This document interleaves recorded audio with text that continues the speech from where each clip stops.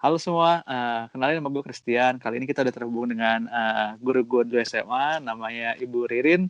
Halo Ibu Ririn. Halo Cen. Hai, apa kabar Bu sekarang? Baik. Udah lama banget ya nggak ketemu. Iya, udah lama banget. Sebenarnya Bu, saya tuh menghubungin Ibu tuh pengen nanya sebenarnya. Kan dulu saya diajar sama Ibu waktu Ibu masih muda banget kan. Saya masih muda sih. Cuman saya tuh nggak gitu sih Bu. Tapi saya kayak kenapa sih Ibu tuh pengen gitu jadi guru waktu di umur muda? Kadang kan banyak orang tuh kalau di waktu muda tuh pengen kerja kantoran, ngejar karir, atau misalnya mereka pengen ikut seni apa, atau mereka ikut apa gitu. Tapi Ibu malah mendedikasikan dirinya ke pendidikan gitu, yang dimana orang lain tuh mungkin jarang ya untuk di umur Ibu, karena jujur aja di sekolah kita dulu Ibu salah satu yang paling muda. Iya gak sih itu? Nah, coba ya, Ibu ceritain dong. Jadi sebenarnya kalau mau sharing nih, sebenarnya dulu passion awal Ibu atau cita-cita Ibu itu justru dulu tuh bukan jadi guru loh. Terus apa Bu? Ya, sebenarnya dulu Ibu juga sempat sharing sih ke beberapa anak-anak juga kalau yang suka curhat passion kalau pulang sekolah atau di jam kosong pasti akan keluar gitu. Jadi dulu itu Ibu dari kecil tuh udah tahu pengen jadi apa. Dulu tuh Ibu pengen jadi jurnalis, pengen jadi wartawan, reporter, karena Ibu itu passionnya tuh senang nulis, karena Ibu senang baca, Ibu senang nulis, terus kayaknya wah kalau jadi reporter itu kayaknya seru ya, kita bisa keliling dunia, terus kita bisa ngasih reportase, ngasih informasi gitu kan buat orang-orang gitu kan, jadi positif. Jadi dulu pas SPMB zaman dulu Ibu SMP ketahuan banget ya kalau bukan SPMB. Oke, kita beda gap ya. beda. Jadi dulu itu Ibu pilihan pertama justru jurusan jurnalistik gitu. Terus pilihan keduanya baru jurusan biologi, sama jurusan ketiganya biologi, karena Ibu ngambilnya IPC kan. Ibu anak IPA yang ngambil jurusan IPS untuk SPMB-nya. Nah, jadi singkat kata ternyata jalannya bukan ke situ, dan ternyata Tuhan itu mengarahkannya Ibu untuk masuk ke pilihan yang kedua, untuk masuk ke pendidikan biologi. Nah, itu sejarahnya kenapa pada akhirnya Ibu ngajar. Jujur aja waktu itu pas awal diterima SPMB ya bersyukur sih, cuman kan bukan pilihan pertama kan.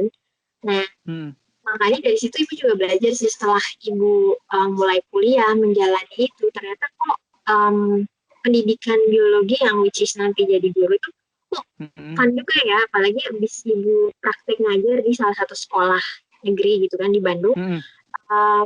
Ternyata tuh Ibu senang gitu kalau waktu sharing di kelas sama murid-murid, sama anak-anak gitu kan. Terus after kelasnya kadang mereka masih ada yang ngobrol-ngobrol, nanya-nanya, curhat-curhat gitu. Oh, Ibu menikmati itu ya. Jadi ada sebuah proses, karena kadang jalan hidup kita tuh kadang nggak seperti yang kita bayangkan gitu. Maksudnya kita punya rencana A, B, C, D, tapi ternyata mungkin Tuhan tuh punya rencana lain yang justru pas kita udah jalani, oh iya ya, ternyata ini tuh way better daripada yang kita rencanain. Jadi itu tuh kayak titik balik gitu loh. Dari situ baru Ibu mulai menyadari bahwa oh ternyata Ibu tuh seneng ya jadi guru gitu. Ternyata ini ya maksudnya kenapa Ibu masuknya ke jurusan pendidikan biologi dan akhirnya jadi guru. Kalau nggak jadi guru kan nggak ketemu kalian, nggak ketemu CN, anak-anak di sekolah. Gitu deh kira-kira. Tapi kenapa pengen biologi sih Bu? Kenapa pengen jadi guru biologi gitu? Kenapa nggak guru yang lain gitu? Karena Ibu tuh lagi IPA, tapi jujur aja pelajaran yang Ibu suka itu biologi. Karena itu apa ya, lebih relate sih kayaknya sama kehidupan sehari-hari. Nggak tahu sih, karena mungkin Ibu tipenya seneng sama alam ya, jadi kan Ibu suka kayak jalan-jalan ke gunung lah, kemana gitu, seneng lihat yang seger-seger gitu kan. Jadi terus seneng sama tumbuh-tumbuhan, hewan-hewan dan kawan-kawannya. Terus juga kita bisa belajar tentang diri kita sendiri lah, jadi kayak lebih relate aja sih gitu. Dan apa ya, kan orang pasti punya pelajaran yang kayaknya ini kayaknya gue banget gitu. Jadi waktu itu Ibu emang jadi kepikirannya kalau memang SPMB harus ngambil jurusan IPA-nya juga kan, ya udah ngambilin biologi karena emang suka banget sih sama biologi. Itu juga dipengaruhi sama guru ibu, again, guru ibu waktu SMA itu. Beliau itu, ini sebetulnya namanya ya, ada guru ibu namanya waktu di SMA namanya Ibu Aneng. Beliau itu jadi salah satu panutan lah, role model banget. Cara beliau ngajar tuh asik banget. Terus deket lah sama murid-murid. Jadi itu yang bikin enjoy belajar biologi. Mungkin itu juga sih jadi pengaruh ya. Kalau misalnya guru kita enak, mungkin belajarnya jadi lebih enjoy gitu aja sih. Jadi gue suka biologi gitu. Oh, oke. Nah, kan jadi guru tuh nggak gampang ya, Bu. Jujur aja karena dulu saya salah satu murid yang agak bandel, dalam arti saya sering tidur kan di kelas. Terus waktu saya wow. Buat progres. Oh, iya sih. Apa-apa lah. Enggak, soalnya saya dulu mau kudas aja, saya sering banget tidur gitu di setiap pelajaran. Iya, itu tahu, ibu juga harus lihat.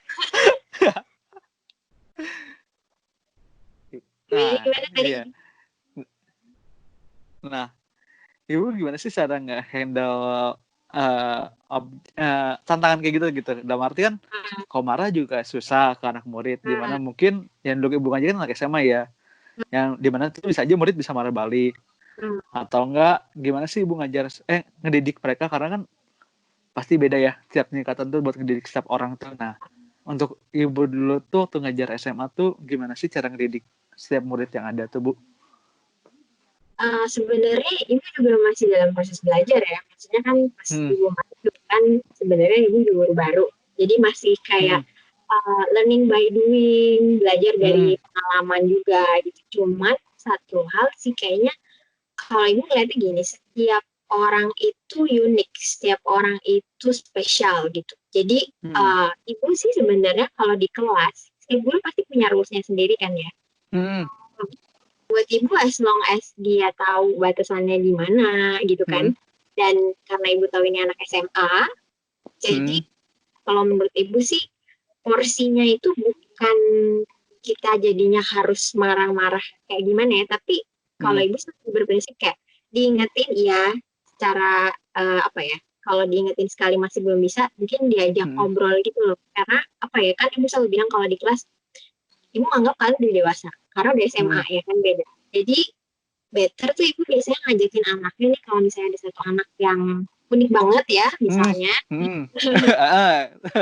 Teman saya tuh.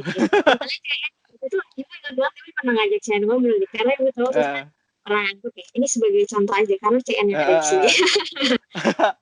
Waktu CN ngantuk kan ibu juga ngeliatnya gini, kita itu kemampuan konsentrasi kita tuh kan nggak bisa lama ya, apalagi di sekolah lah dari pagi sampai sore. Ya murid capek, ya guru juga sama kan, kita sama-sama ada limitnya lah untuk kita bisa fokus konsentrasi buat belajar kan.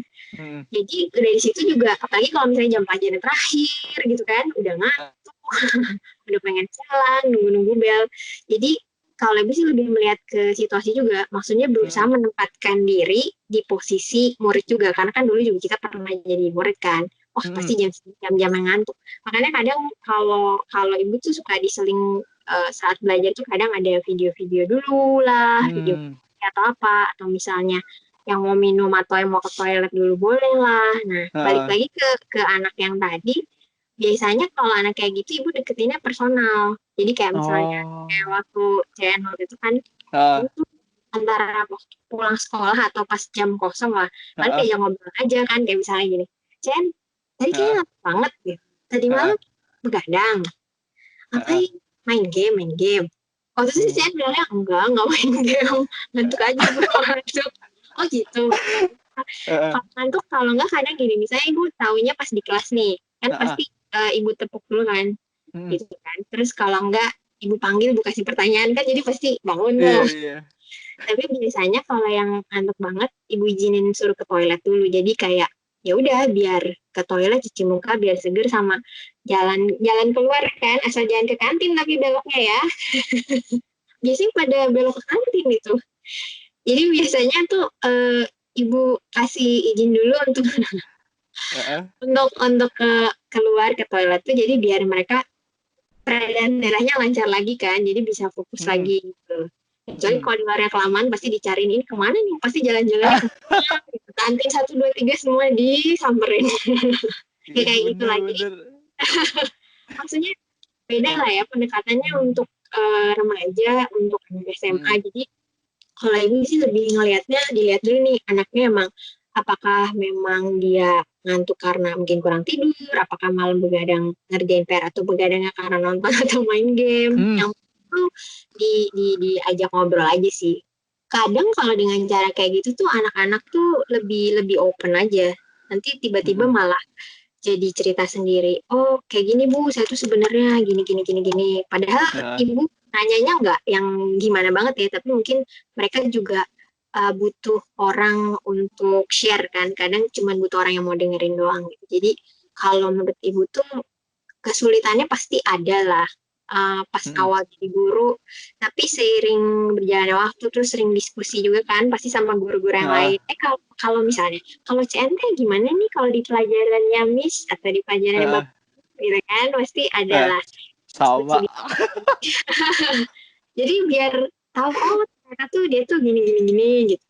Tapi kalau ibu sih lebih ke kita jangan being judgmental lah sama orang gitu. Karena kita sendiri, maksudnya guru sendiri pun kita juga kita tuh manusia biasa juga. Maksudnya kita berproses dan justru guru itu juga belajar dari murid-muridnya. Jadi kalau dibilang kayaknya cuma murid doang yang belajar, enggak sih, sebenarnya guru juga terus-terusan belajar gitu dalam hal karakter.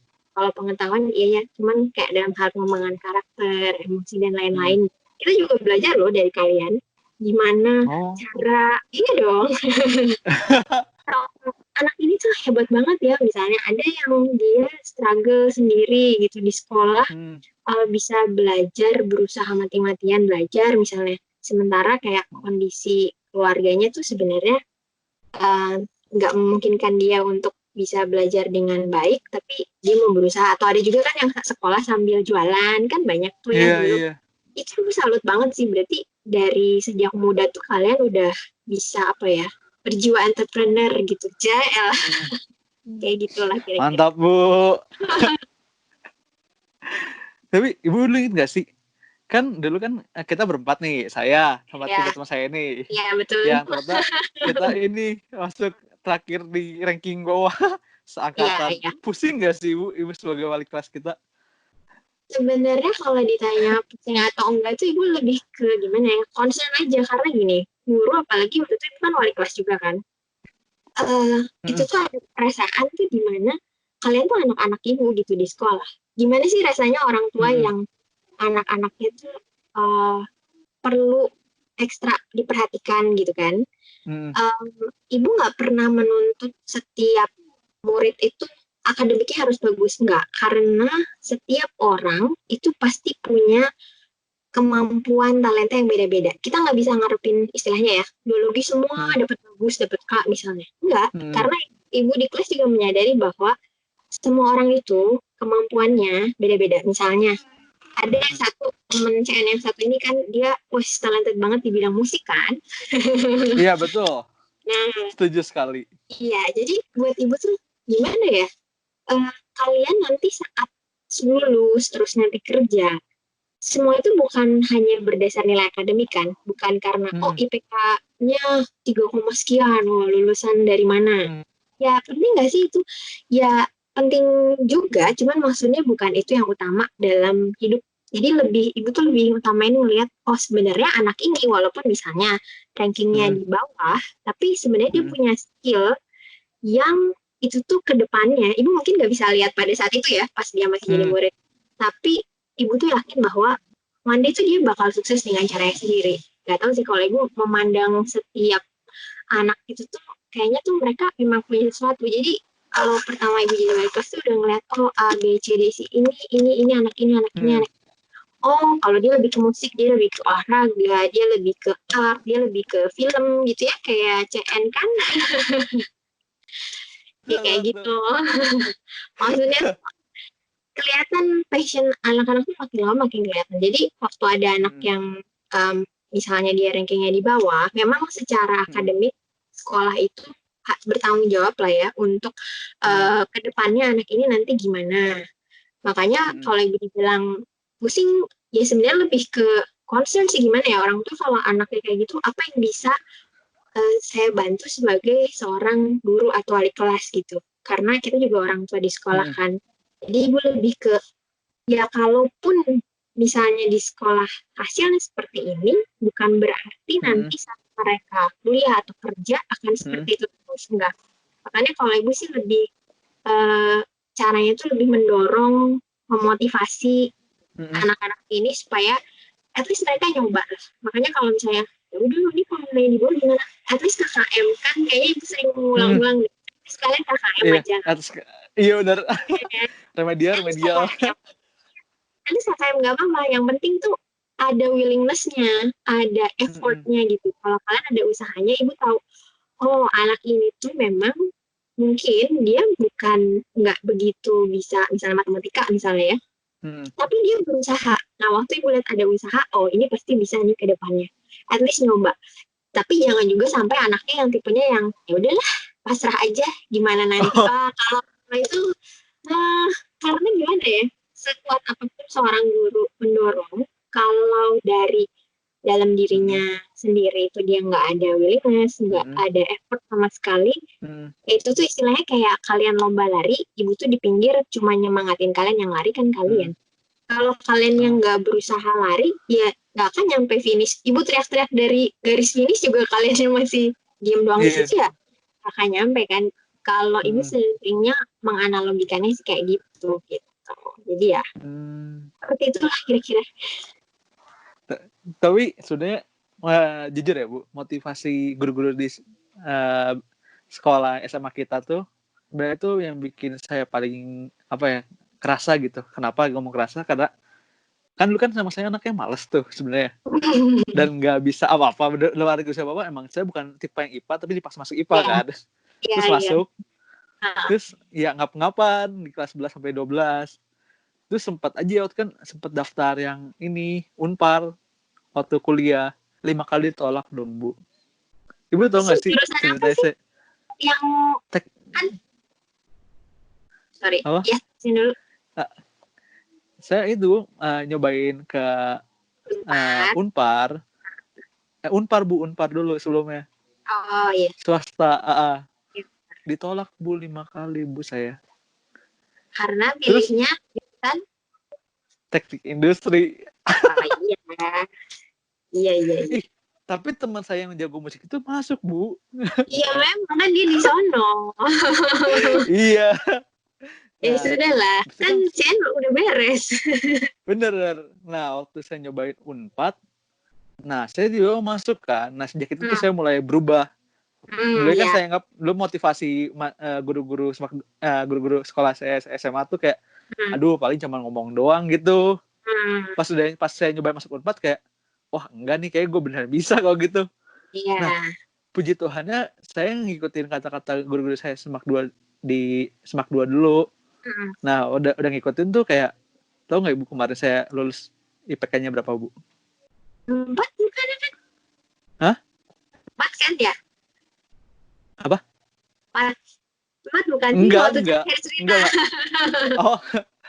Yang ketemu enggak, itu kan belum lulus. Oh itu belum, iya. Berapa? Saya lulus 3,66. Udah cum laude.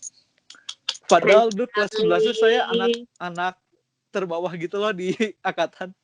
Nggak masalah. Ternyata yang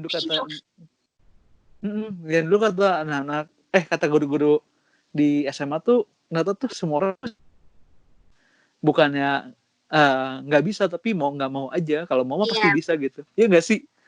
Iya tuh kayak saya salut banget sama guru-guru SMAK 2. Ya, ini kalau nggak saya nggak berubah Bu. Ternyata usaha tidak mengkhianati hasilku. Ini nih CN contohnya ya teman-teman. Bisa dicontoh. Betul. Nah balik ke topik kayak gitu. Oke, tadi curhat dikit. Silakan. Siap Bu. Nah kalau Nah, ibu kan setelah dari SMAK 2 tuh ibu kemana sih sebenarnya? Kan ada kemarin tuh dengar ibu sempat keluar dari SMAK 2, terus ibu kemana sih sebenarnya? Jadi sebenarnya kan setelah ibu keluar itu karena kan ibu menikah dan harus suami ke Jakarta. Nah, jadi ibu di Jakarta dulu sempat off ngajar dulu setahun karena ibu harus menemani mama mertua juga kan. Karena waktu itu mama mertua dipanggil Tuhan, jadi ibu juga belum bisa kerja karena kan suami kerja gitu. Jadi ada 1 tahun masa off, dan setelah itu tahun depannya ibu sempat ngajar di salah satu sekolah swasta di Jakarta. Jadi ibu masuk ke dunia mengajar lagi gitu. Ternyata nggak bisa jauh ya dari sekolah dan anak-anak. Gitu deh.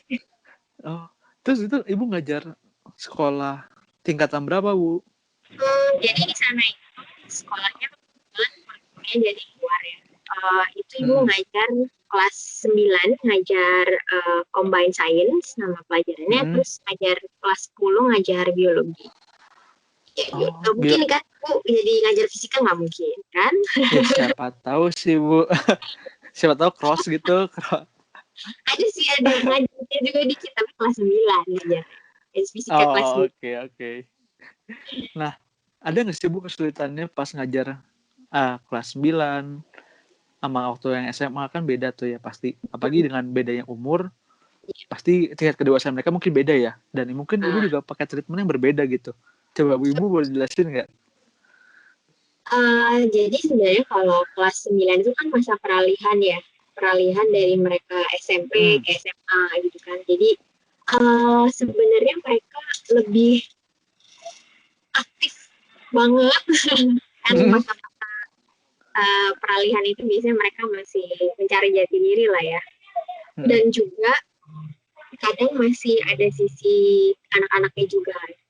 Tapi basically sih kalau misalnya kayak gimana sih kok caranya untuk ngajar anak-anak kelas 9, basically sih sama aja. Yang pertama tuh kalau ibu selalu di awal tuh kayak dalam satu kelas itu semua anak itu adalah unik, semua anak itu adalah istimewa. Yang penting tuh mereka dikasih kesempatan, dan pasti di awal kasih tahu rules di kelas itu gimana gitu. Jadi biar mereka tahu bahwa kalau di sekolah itu tetap ya ada rules yang harus ditaati, tapi juga kalau misalnya mereka ingin sharing atau pengen curhat sama guru di kelas, ya bisa aja gitu di luar kelas atau lainnya. Karena basically anak-anak pemusik gitu tuh mereka senang banget curhat, lebih-lebih daripada kelas 10 atau kelas 11 gitu. Jadi jadi ada salah satu murid ibu yang di sana tuh bisa tuh dari awal jam pelajaran baru datang nih, kan mereka kan in kelas gitu kan, jadi mereka yang datang ke kelasnya. Jadi pas begitu datang tuh udah cerita, Miss gini Miss, kalau menurut Miss ya nanya A sampai Z. Sebelum kelas mulai harus di-cut dulu, kalau enggak nanti itu sampai terus-terusan nanya atau ngobrol. Kita sambung lagi ya after class ya. Oh iya Miss, ya baru nyambung lagi. Ya unik sih. Terus apa ya, kadang mereka masih pola berpikirnya tuh merasa kan terkadang mereka yang paling benar gitu ya. Terus belum lagi kalau ada ya argumen sama teman-temannya tuh kadang dibawanya baper gitu kan, dikit-dikit baper, dikit-dikit baper. Iya benar. Sempat SMP. Iya, pastilah. Kita semua pernah ngalamin itu kan. Jadi kalau ibu sih lebih ke pakainya, kita pakai point of view, pakai sudut pandangnya mereka lah sebagai anak remaja gimana. Jadi nanti at the end of the day mereka sendiri yang mau mulai terbuka dan ngobrol. Kalau urusan akademik dan lain-lain ya tetap ya itu balik lagi sama anaknya, dan kita berusaha untuk motivasi mereka. Tapi basically kalau anak-anak teenager ABG ya kayak gitu. Pasti curhatnya pacaran deh. Banyak. Kayak kalian enggak aja kan sama juga kecengan, apalagi sama. Kalau itu masih sama. Wajar lah. Nah, ibu udah sekian tahun tuh ngajar-ngajar kita, ngajar-ngajar anak SMP. Ibu pengalaman. Halo, sorry tadi suaranya keputus. Boleh diulang lagi pertanyaannya? ngajar kita ngajar anak SMP, mengajar ibu yang paling berkesan banget gitu, Bu? Oh, yang paling berkesan yang mana gitu? Oh. Kayak apa sih Bu ceritanya?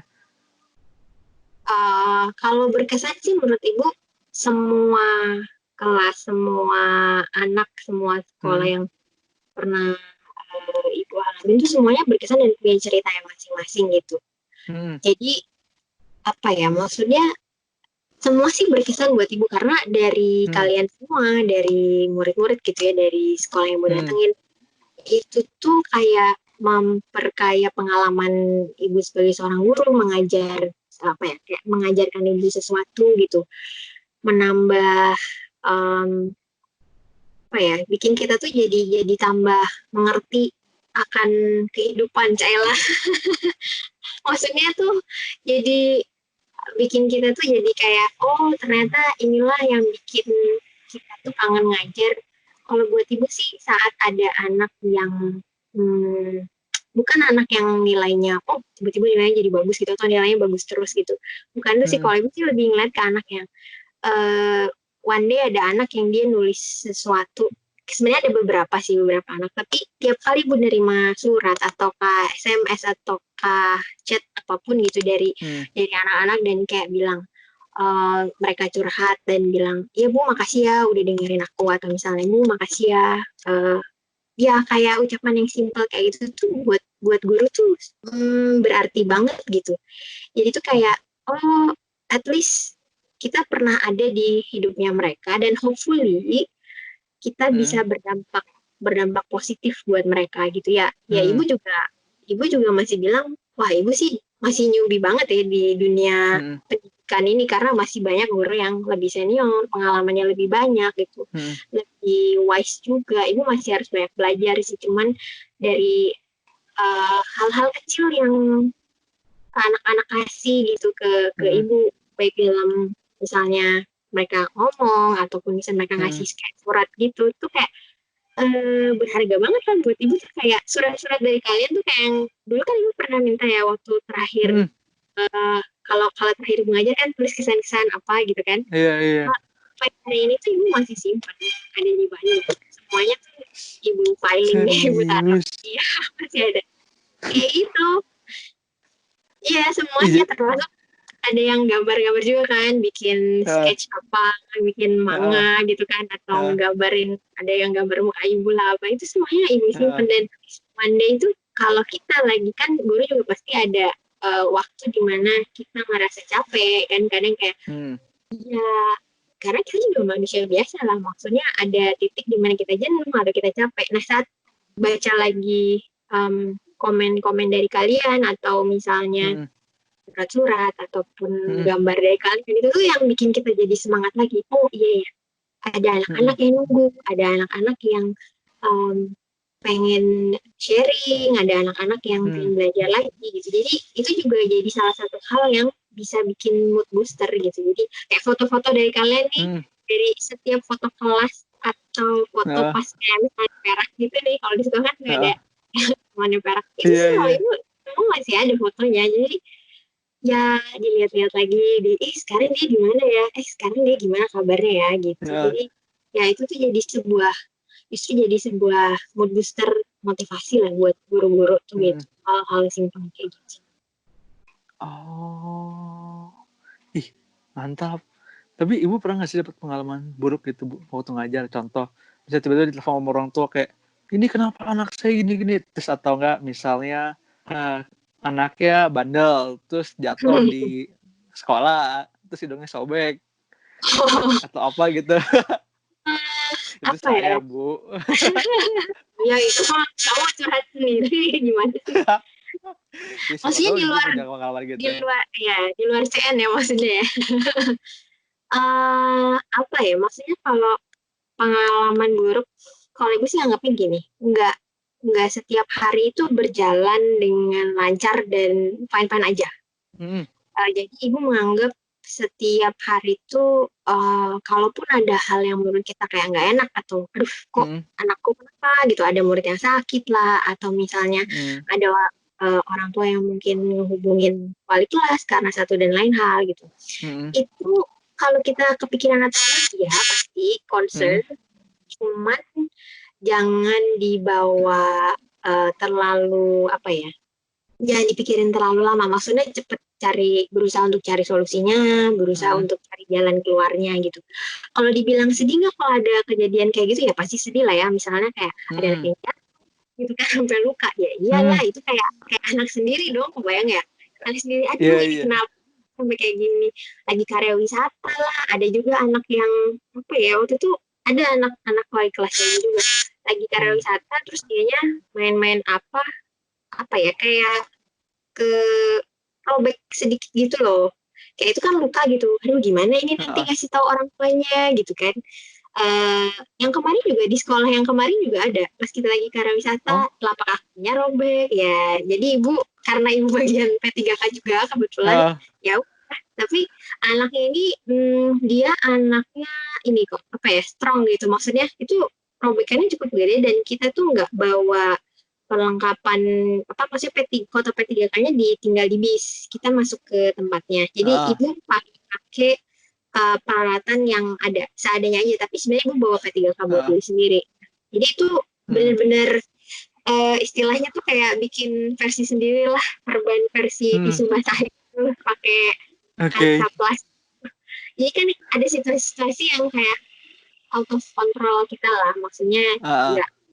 Cuman ada beberapa hal ya pastilah, termasuk ada anak-anak yang mungkin ada kasus khusus di sekolah gitu, dan kebetulan ibu itu tuh pernah jadi wali kelasnya juga, ya sedih sih sebenarnya. Sedihnya tuh lebih ke kayak ini anak sebenarnya kalau dia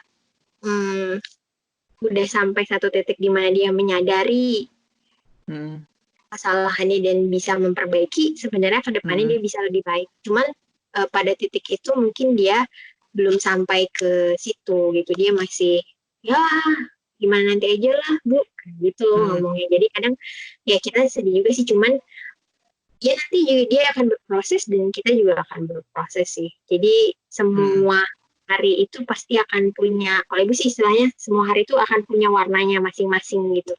Tapi pilihan itu ada sama kita, apakah kita mau hari itu jadi mendung terus atau ya apa abis hujan kan pasti ada matahari lagi, atau kita mau pilih hari yang kayak gitu sih, lebih ke situ.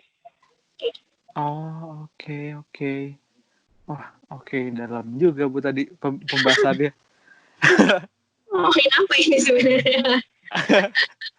Nah, sebenarnya ibu tuh passionnya ngajar atau apa sih Bu, kalau boleh tahu? Kenapa bisa bertahan gitu menghadapi anak-anak yang kayak gitu-gitu? Bertahan.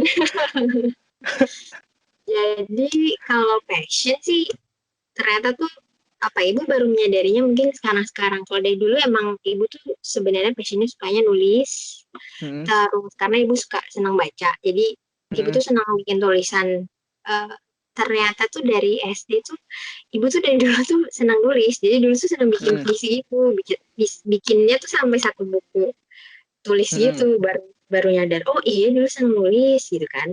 Terus yang lainnya tuh ibu ternyata senang ngobrol dan senang sharing sama orang-orang, jadi dan ternyata itu adalah bagian dari public speaking, dan itu ternyata berhubungan dengan profesi seorang guru, which is guru kan setiap hari juga pasti di depan kelas gitu kan. Benar.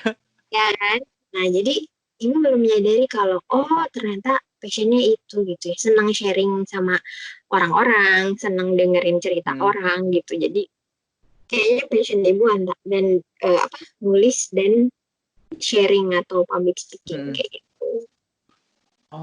Oke. Berarti selain lari pagi, ibu sukanya masih inget ya lari pagi kan waktu kelas. Iya. Betul. Di sini susah mau lari pagi, susah kan? Senayan. Iya Senayan. Itu tuh which is tuh itu jauh sih. Ibu kesana paling ya sebulan berapa kali lah. Sisanya ya di rumah aja. Olahraga di rumah atau berenang. Mantap. Kemarin berarti kan Jakarta kan sempat banyak kolam tuh. Iya benar-benar.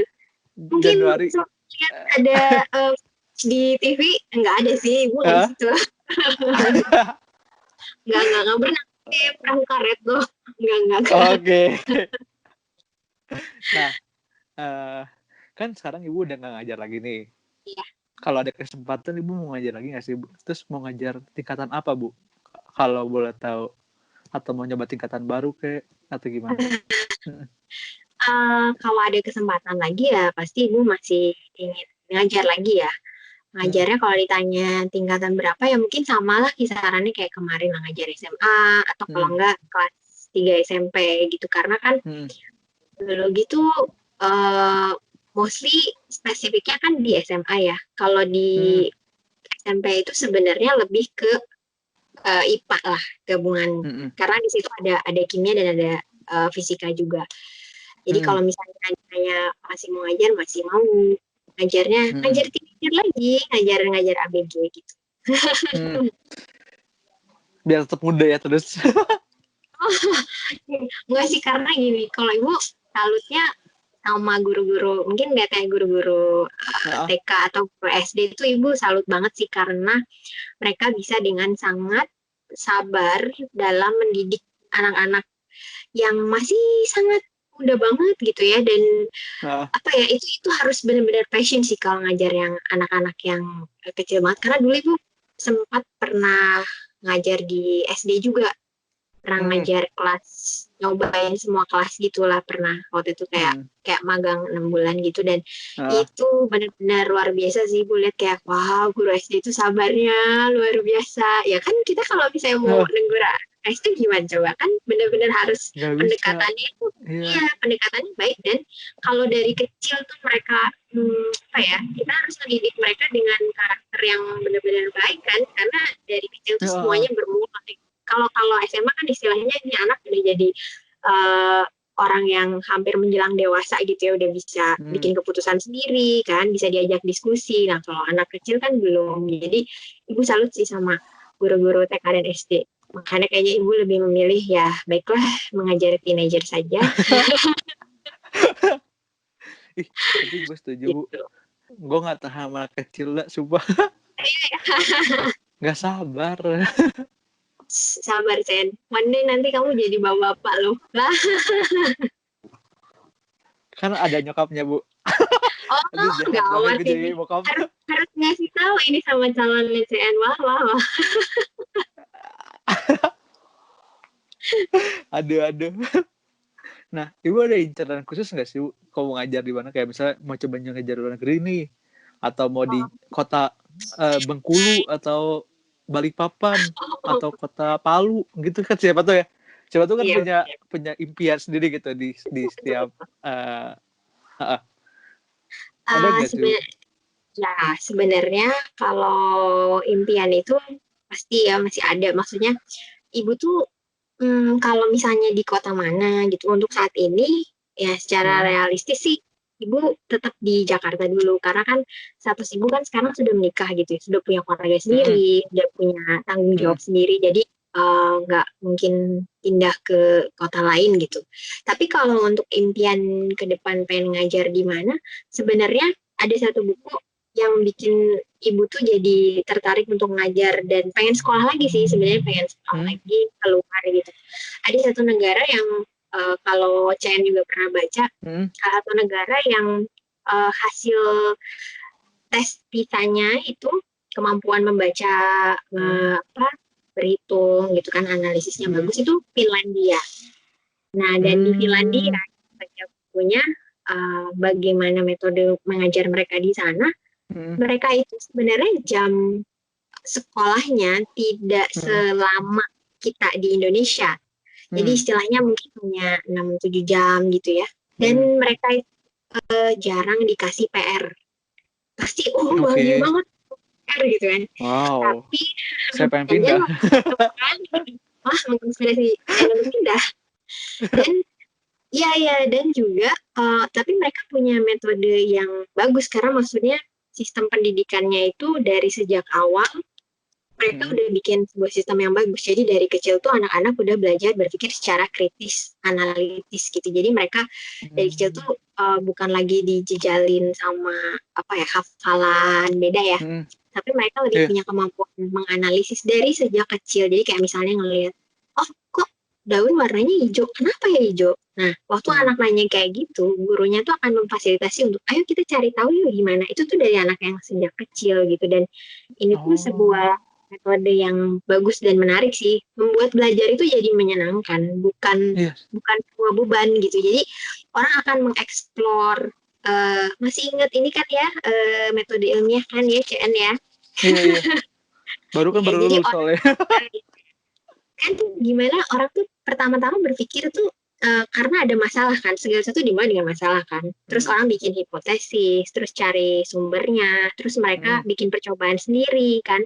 Oh ternyata tuh punya, kenapa warnanya hijau? Oh ternyata dia punya zat hijau daun, misalnya punya klorofil, jadi dia warnanya hijau. Tapi apakah semua daun hijau? Oh enggak, ada yang merah. Terus kalau misalnya yang merah, apakah dia punya klorofil juga? Nah, muncul pertanyaan-pertanyaan baru kan. Nah itu yang bikin orang tuh jadi antusias untuk belajar, dan mereka juga ada jam istirahatnya lumayan lama. Dan kalau ibu kebetulan lihat juga ada videonya kan, di sana tuh ternyata waktu mereka belajar dan jam istirahat tuh mereka bisa main keluar. Terus ada satu sekolah yang even nyediain PS dong, nyediain tenis meja, dan ya biasalah kalau main bola dan lain-lain ya.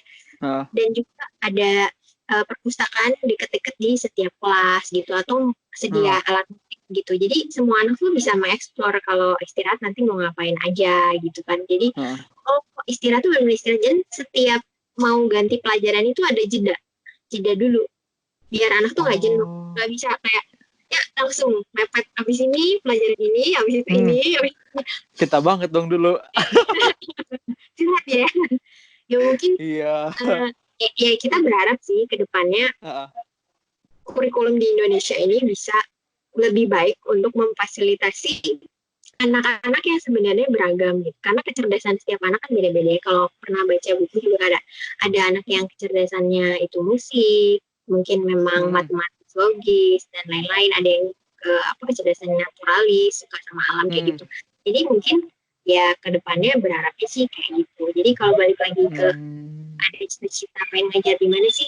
Mungkin ini jangka panjang banget lah ya. Selain pengennya sih one day pengen bisa ke Finlandia, walaupun di sana seleksinya ketat banget sih buat orang yang ingin menjadi guru. Itu tuh di sana minimal harus master degree, harus S2, dan benar-benar ada seleksi yang ketat karena mereka ingin guru-guru yang mengajar di institusi pendidikan itu adalah guru yang punya passion, punya knowledge yang baik, attitude, karakter yang baik, dan bukan ngajar karena terpaksa gitu. Itu sih yang membuat pantesan Finlandia nomor 1. Belum lagi mereka juga termasuk di list 10 negara yang katanya kan tingkat kebahagiaannya paling bagus gitu. Katanya sih gitu. Oke. Gitu. Menarik tapi Verlan. Ya, boleh coba. Nanti Bu, kan saya kan udah nggak belajar lagi. Nggak belajar formal. Iya, jalan-jalan maksudnya ke sana. Oh iya, itu semoga secepatnya ya, punya duit banyak. Ya ibu doain. Amin. Nah, kalau gitu kan tadi kan kita juga ibu udah ngasih tahu studi di Finlandia kayak gitu. Tapi gimana sih menurut ibu studihan di Indonesia? Menurut ibu parah kah atau gimana kah? Atau gimana? Soalnya jujur ya, pengalaman dulu sih saya ngerasa kayak dulu gitu pengalaman di sekolah sama sekarang saya ngerasa kayak tuh semua orang tuh nggak harus bisa semuanya, tapi semua orang tuh harus jago di dalam satu hal aja gitu. Dan itu tuh yang bikin orang tuh bisa maju gitu. Kalau mereka bisa semua kayak ya nggak bisa jadi apa-apa gitu. Kan banyak tuh ya sekarang kita lulusan, nggak tahu sih menurut saya tuh banyak tuh lulusan S1, S2 tapi dia jago semua tapi master of nothing gitu.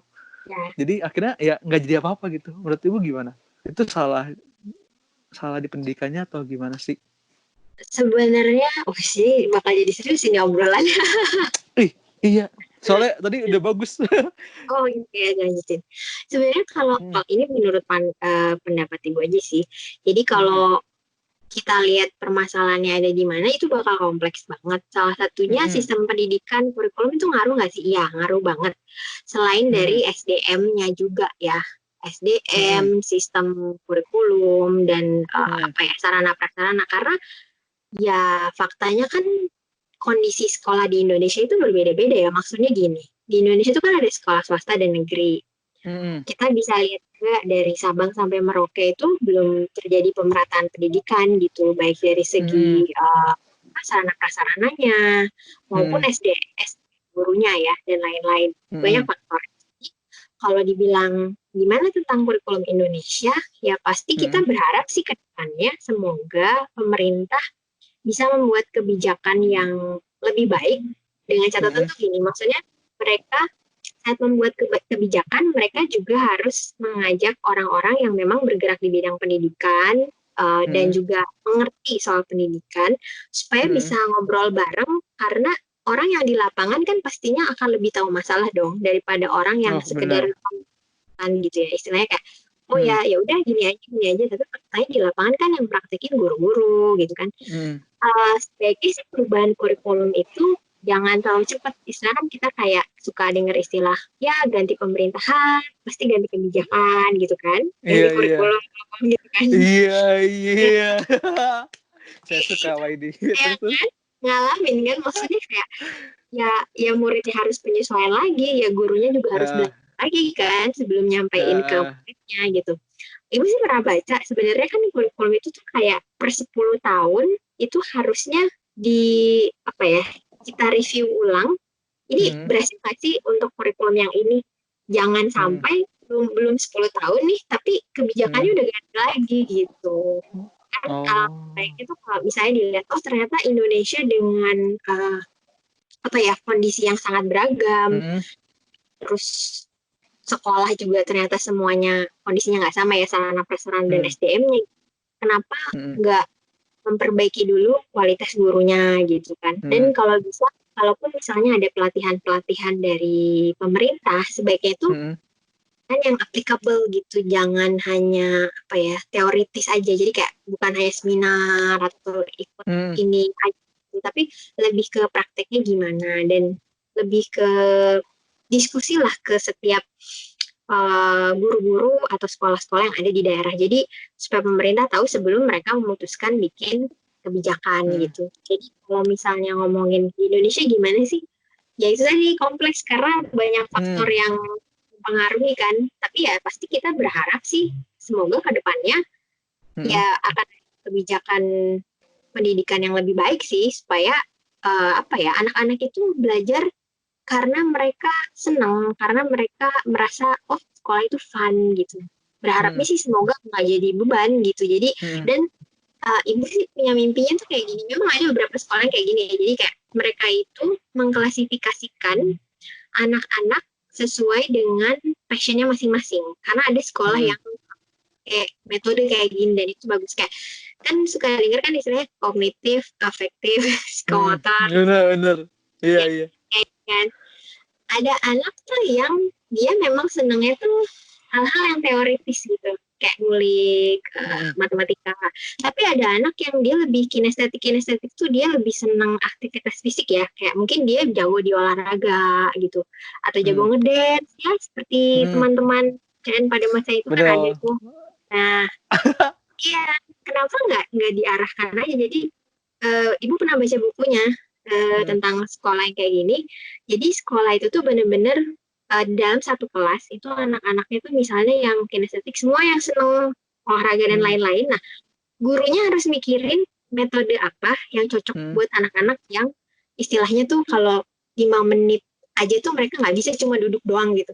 Setelah 5 menit pasti pengen jalan-jalan, pasti pengen ngapain kayak gitu. Fix pusing tuh gitu gurunya. Jadi benar-benar makanya guru yang definisi pun benar harus guru yang kinestetik juga gitu. Apakah dengan olahraga setiap hari ya? Maksudnya ya gitu. Istilahnya gitu. Jadi karena setiap anak itu unik. Jadi kita nggak bisa nyamain semua. Harus kayak duduk terus di kelas, karena nggak bagus sih sebenarnya duduk terus itu. Jadi kayak harus menemukan metodenya sendiri. Jadi ya gitulah. Kira-kiranya ini sih hanya pemikiran ibu aja sih, pendapat ibu. Nggak apa-apa Bu, santai aja. Toh kita juga belum tahu nih ini banyak ditonton atau enggak, jadi santai aja. Betul. Nggak apa-apa, yang penting kita bisa Yang penting kita sharing-sharing aja. jujur. Iya. Lah, ibu kalau punya kalau ibu nih sampai punya satu kemampuan dan kemampuannya itu ibu bisa buat ngomong ke banyak orang, apalagi terutama buat guru gitu.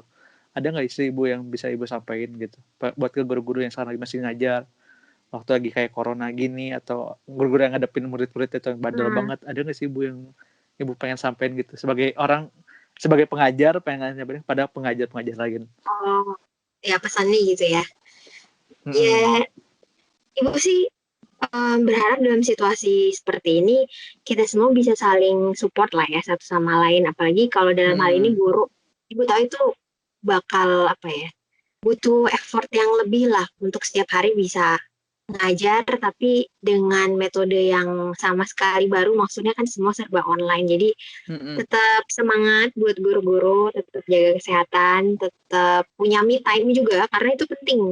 Jadi jangan sampai terlalu sibuk dan pusing juga mikirin soal kerjaan, tetap punya me time, tetap positif, berusaha untuk ya kita saling support satu sama lain lah, supaya bisa tetap ngajar, bisa tetap motivasi murid-murid juga yang ada di rumah gitu. Pokoknya saat ini sih lebih stay positif aja dan tetap semangat guru-guru semuanya. Oke. Nah, ini yang terakhir sih Bu. Nah, Ibu pengen sampein nggak sih Bu ke orang-orang yang terutama anak-anak yang punya passion ngajar tapi kayak ditentang sama orang tuanya karena guru sebenarnya tuh ngapain sih, kan lu tahu ya lu nggak bisa hidup gitu kayak gitu-gitu. Nah, Ibu ada yang Ibu mau Ibu sampaikan nggak sih kepada anak-anak kayak gitu, kayak apa yang menurut Ibu harus Ibu sampaikan ke mereka gitu? Pesan Ibu sih buat mereka, selama memang itu adalah passion kalian dan kalian memang benar-benar ingin jadi guru, buat Ibu, kalau misalnya orang tua memang belum bisa menerima, belajarlah untuk membicarakannya sama orang tua gitu. Jadi kan kadang ada beberapa anak yang punya impian, nggak hanya untuk jadi guru aja mungkin ya. Ada beberapa orang yang punya impian tapi kayaknya orang tua kok nggak setuju gitu kan. Jadi jalannya kalau kalian memang tahu bahwa itu panggilan hidup kalian, itu passion kalian, tetap jalani, tetap berusaha yang terbaik, tetap berdoa juga, dan juga belajar untuk mengkomunikasikannya sama orang tua. Karena ada beberapa, kebetulan ada anak juga yang waktu itu pengen jadi guru kan. Dia jadinya malah nggak ngobrol sama orang tuanya gitu, karena tahu orang tua yang ya udahlah biarin, pokoknya saya yang jalanin. Ya sebaiknya sih diobrolin juga sama orang tua dan kasih pandangan-pandangan positif gitu buat kedepannya. Maksudnya ya mungkin misalnya dari segi salary atau yang lain-lain kan orang tua mungkin concern gitu, tapi kasih lihat hal-hal positif bahwa menjadi seorang guru itu sebenarnya bisa memberikan dampak buat hidup seseorang kalau memang itu adalah passionnya. Karena guru itu bertemu dengan seorang pribadi, maksudnya kan ketemunya human to human ya, bertemunya seorang pribadi gitu. Kalau memang nanti bukan kita ya yang mengubah hidup anak atau murid kan, tapi at least kita pernah ada di hidupnya dia dan kita at least bisa ngasih impact yang positif gitu, dan kita seneng melakukannya.